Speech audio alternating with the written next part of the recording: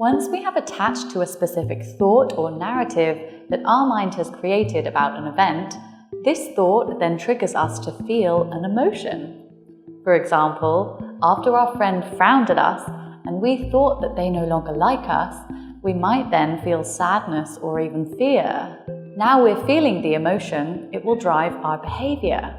When we're feeling sad and afraid, perhaps we decide to cancel our social plans and spend the rest of the afternoon crying in our room. So as you can see, our behaviour is driven by our emotion, which was created by thoughts we paid attention to. We can choose which thoughts we focus on.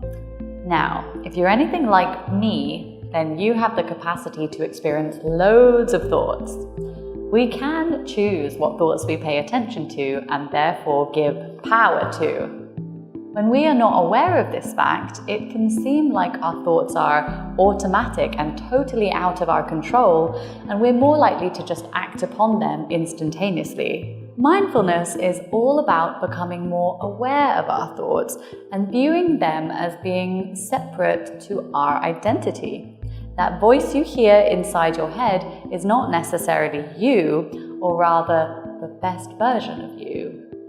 Most of our thoughts are a result of our past experiences and the beliefs that have been formed from them.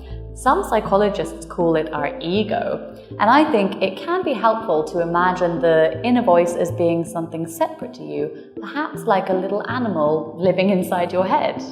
I'd like you to start listening to that voice of your own thoughts with curiosity. The main thing is to realize that our thoughts are not necessarily the reality. In fact, all of us humans have basically our own reality. Think about this. In my reality, my friend who frowned at me no longer wants to be my friend and might be mad at me, but in their reality, they're just busy thinking about an argument they had earlier and didn't even notice me waving at them. The goal is to notice our thoughts and then become like the judge. If we want to feel empowered in life, then we need to ask ourselves, is this an empowering or disempowering thought? Thinking I am a bad person because my friend frowned at me is very disempowering. If I can realize right away that this thought is not going to help me, I can then ask myself what could be a more positive interpretation of this event. It might feel a bit weird having a silent conversation with yourself, but trust me, it's really effective.